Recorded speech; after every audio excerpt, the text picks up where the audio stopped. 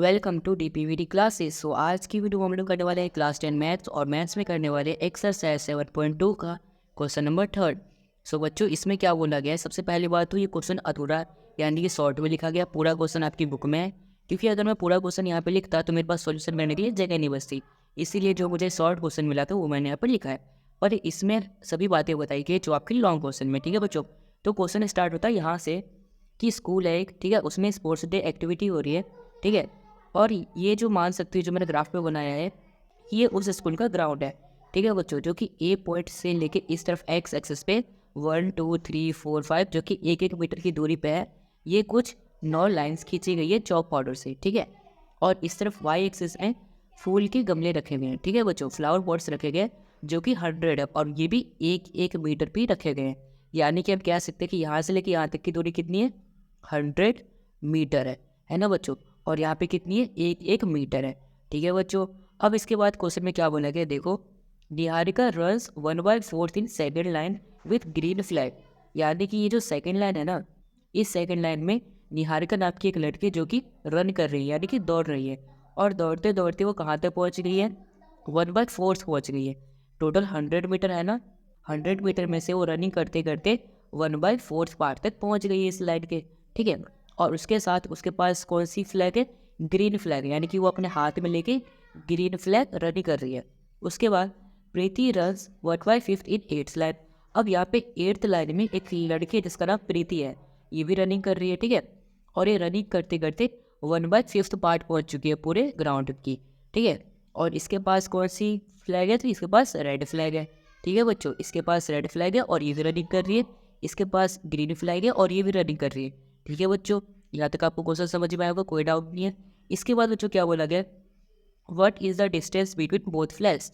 अब यहाँ पे जो निहारिका के पास फ्लैग है और यहाँ पे जो प्रीति के पास फ्लैग है, इन दोनों के बीच में डिस्टेंस कितना होगा? पहले ये पूछा गया, पहले इसी का सॉल्यूशन करते हैं। ठीक है बच्चों, सो डिस्टेंस कैसे निकालते हैं बच्चों? डिस्टेंस फॉर्मूला से।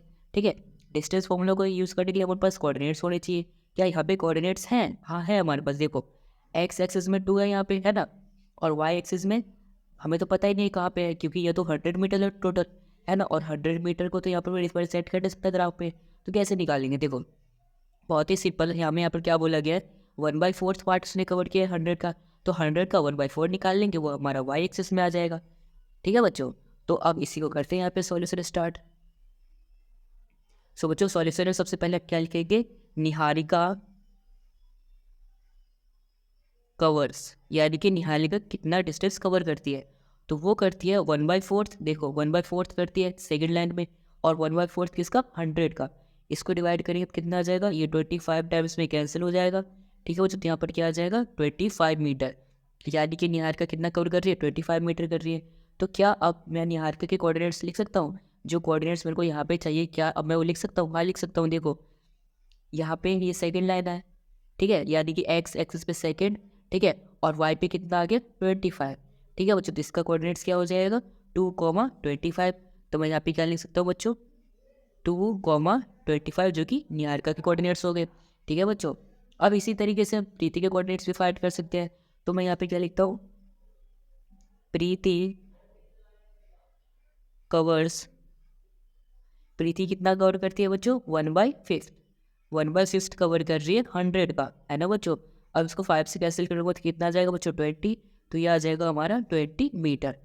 ठीक है बच्चों, तो 20 मीटर आ गए, तो क्या आप प्रीति के भी कोऑर्डिनेट्स बता सकते हैं? बता सकते हैं। देखो कैसे, ये एक्स एक्सिस में यहाँ पर 8 है ना बच्चों, तो यहाँ पर क्या आ जाएगा? सबसे पहले तो 8 एक्स एक्सिस, फिर वाई में देखो हमने निकाला अभी जो कि 20 है, 20 मीटर, तो यहाँ पर क्या आ जाएगा? 8,20। ठीक है बच्चों, ये होगी हमारी प्रीति के कोऑर्डिनेट्स। आई होप आपको यहाँ तक समझ में आ रहा होगा।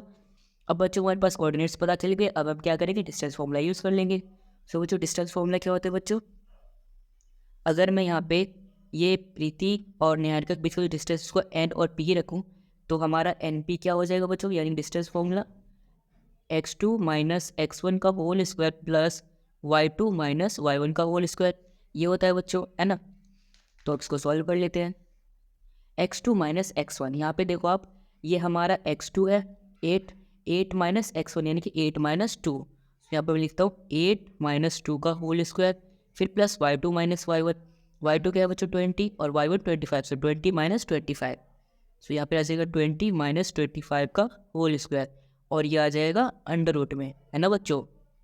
अब इसके बाद 8 में से टूट जाएगा, 6 आ जाएगा, और 6 का स्क्वायर क्या हो जाएगा बच्चों, अंडर रूट में 36, फिर प्लस 25 में से माइनस कर देंगे 20, तो हमारा आ जाएगा -5, और -5 का स्क्वायर करें तो हो जाएगा 25। तो ये हमारा आ जाएगा 36 + 25 आ जाएगा हमारा अंडर रूट में 61, यानी कि 61 मीटर। यानी कि यहाँ पे प्रीति और निहार के बीच में कितना डिस्टेंस है बच्चों, अंडर रूट 61 मीटर है। ठीक है बच्चों, अब आगे क्वेश्चन पढ़ते हैं। यहाँ तक हमें क्या बोला गया था कि उन दोनों के बीच का डिस्टेंस कितना है, तो डिस्टेंस हमने निकाल लिया जो क्या है हमारा अंडर रूट 61 मीटर। अब बच्चों इसके बाद क्या बोला गया, if Rashmi has to plot blue flag exactly between 2 flags. अब एक लड़की और है रश्मि, वो क्या चाहती है, जो निहारिका का यहाँ पे ग्रीन फ्लैग है और जो प्रीति का यहाँ पे रेड फ्लैग है ना, इन दोनों के बीच में बिल्कुल एग्जैक्टली बीच में वो अपना कहीं पे क्या करना चाहती है, ब्लू फ्लैग को लगाना चाहती है। तो अब इसके लिए आप क्या करेंगे बच्चों, देखो where she should post her flag, तो वो अपना फ्लैग कहाँ पे पोस्ट करेगी तो हमें बताना है। ठीक है, अब इस लड़की को यहाँ पे इन दोनों के फ्लैग के बीच में बिल्कुल बीच में लगाना है। तो हम क्या ही करेंगे बच्चों, सेक्शन फॉर्मूला यूज़ कर लेंगे, और सेक्शन फॉर्मूला में भी क्या यूज़ करेंगे, जो मिड पॉइंट के लिए होता है। ठीक है बच्चों, मिड पॉइंट फॉर्मूला। सो बच्चों यहाँ पर मैं क्या लिखता हूँ, कोऑर्डिनेट्स ऑफ ब्लू फ्लैग, यानी कि ब्लू फ्लैग के क्या कोऑर्डिनेट्स होंगे।